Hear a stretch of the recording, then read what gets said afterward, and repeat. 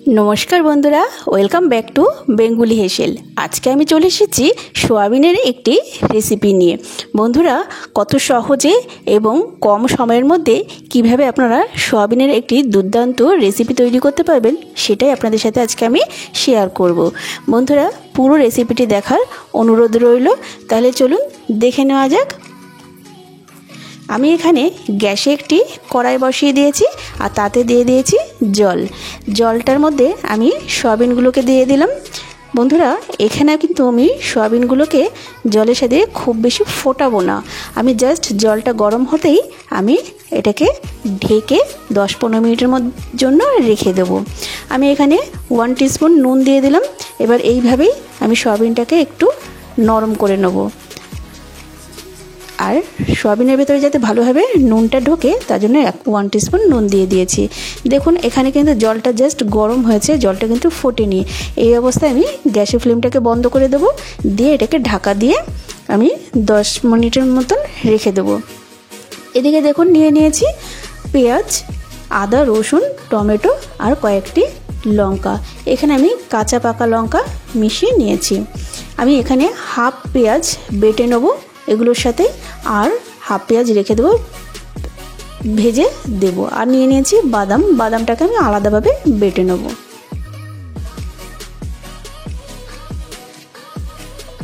এদিকে আমার দেখুন সয়াবিনগুলো রেডি হয়ে গেছে। এই সয়াবিনগুলোকে আমি ভালো করে জল দিয়ে ধুয়ে চেপে চেপে জল বের করে নিয়ে রেডি করে রেখে দেবো। এদিকে গ্যাসে একটি কড়াই বসিয়ে দিয়েছি, তাতে সামান্য তেল দিয়ে আমি সয়াবিনগুলোকে হালকা ভেজে নেব। তার আগে তেলটা গরম হতেই ভালোভাবে তেলটাকে কড়াইয়ের সমস্ত গায়ে লাগিয়ে নিতে হবে, তা না হলে আমি যেই সয়াবিনগুলো কড়াইয়ের মধ্যে দেব সয়াবিনগুলো কড়াইয়ের গায়ে লেগে যাবে। তার জন্য তেলটাকে সমস্ত কড়াইয়ের সাথে ভালোভাবে লাগিয়ে নিতে হবে। দেখুন আমি এবার এটাকে জাস্ট হালকাভাবে, হালকা কালার আসবে সেই সময় আমি এটাকে নামিয়ে নেব।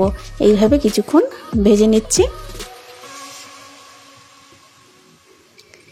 সয়াবিনটা আমার মোটামুটি ভাজা হয়ে এসেছে। দেখুন কালারটা কিন্তু অনেকটাই চেঞ্জ হয়েছে।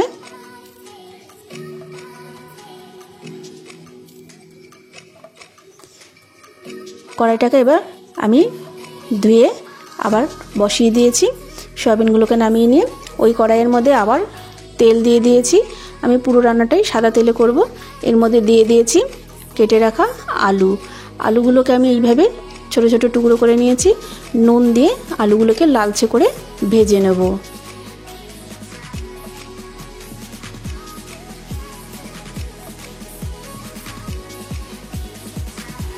এদিকে যে ভেজে রেখেছিলাম সয়াবিনগুলো, সেই সয়াবিনগুলোর মধ্যে দিয়ে দিচ্ছি আবারও 1 টিস্পুন নুন, আর দিয়ে দেবো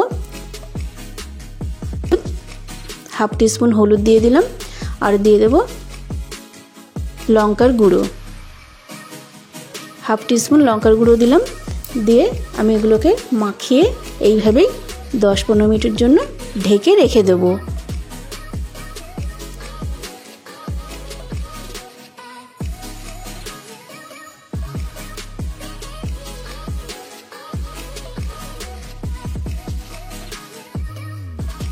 আমি উল্টে পাল্টে খুব ভালোভাবে সমস্ত সয়াবিনের মধ্যে নুন হলুদটাকে মাখিয়ে নিলাম। এটাকে আমি কিছুক্ষণ ঢেকে রেখে দেবো। এদিকে দেখুন আমার আলুটা লাল লাল করে ভাজা হয়ে গেছে। এই সময় আমি আলুটাকে তুলে নেব। দেখুন সমস্ত আলুগুলোই লাল করে ভাজা হয়ে গেছে। এবার আমি আলুগুলোকে তুলে নিলাম।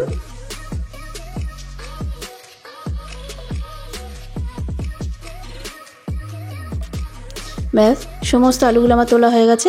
এবার আমি এই তেলের মধ্যে দিয়ে দেবো ফোড়ন। তার জন্য 2টো এলাচকে আমি মুখ ফাটিয়ে নিয়েছি, আর দিয়ে দিয়েছি 1 টুকরো দারুচিনি। এটা থেকে সুন্দর একটা ফ্লেভার বেরোলেই আমি দিয়ে দেবো কিছুটা পেঁয়াজ। আমি হাফ পেঁয়াজ বাটার মধ্যে দিয়ে দিয়েছিলাম, আর হাফ পেঁয়াজ রেখে দিয়েছি এখানে ভেজে নেব বলে। তো সেই পেঁয়াজটা আমি এর মধ্যে দিয়ে দেবো।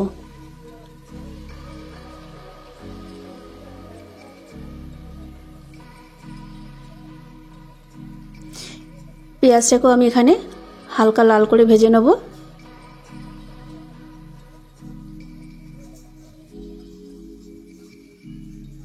দেখুন পেঁয়াজটা মোটামুটি আমার ভাজা হয়ে গেছে। এবার আমি এর মধ্যে দিয়ে দিলাম এই বেটে রাখা মশলাটা, আদা, রসুন, পেঁয়াজ এবং টমেটো, কাঁচা লঙ্কা। আমি এগুলোকে খুব ভালোভাবে এর সাথে প্রথমে কষিয়ে নিয়েছি। এবার এর মধ্যে দিয়ে দিলাম অল্প একটু নুন। যেহেতু নুন আমি আগেও ইউজ করেছি, তাই এখানে আমি অল্প করে নুন দিলাম। দিয়ে দিলাম হাফ টিস্পুন লঙ্কার গুঁড়ো, কাশ্মীরি লঙ্কার গুঁড়ো দিয়েছি।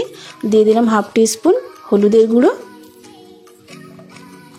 দিয়ে দিলাম হাফ টিস্পুন ধনের গুঁড়ো, দিয়ে দিলাম হাফ টিস্পুন ঝাল লঙ্কার গুঁড়ো, দিয়ে দিলাম হাফ টিস্পুন জিরের গুঁড়ো। এবার সমস্ত মশলাগুলোকে আবারও ভালোভাবে কষিয়ে নেব। দিয়ে দেবো সামান্য একটু জল, দিয়ে আমি খুব ভালোভাবে মশলাগুলোকে আবারও কিছুক্ষণ এইভাবে কষিয়ে নেব। এবার আমি এর মধ্যে দিয়ে দিলাম বেটে রাখা বাদাম। এই বাদামটা দেওয়ার জন্য এই রেসিপিটিতে সয়াবিনের মধ্যে খুব সুন্দর একটা ফ্লেভার তৈরি হবে, আর বেশ একটা হবে যেটা খেতে খুবই সুন্দর লাগবে।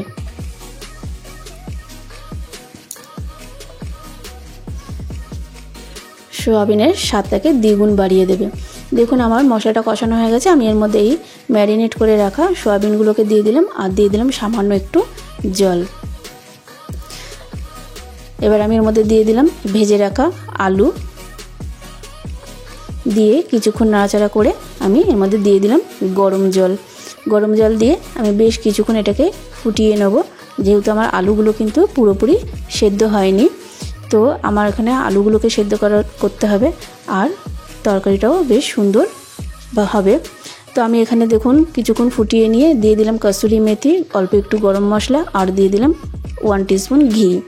দিয়ে আরও কিছুক্ষণ আমি ফুটিয়ে নিয়ে গ্যাসের ফ্লেমটাকে বন্ধ করে দিলাম। তৈরি হয়ে গেছে আমার সয়াবিনের রেসিপি। তাহলে বন্ধুরা এইভাবে আপনারাও বাড়িতে ট্রাই করে দেখবেন, আশা করি আপনাদেরও ভালো লাগবে। তাহলে আজকে এই পর্যন্তই, আবারও চলে আসবো পরবর্তী কোনো নতুন ভিডিও নিয়ে।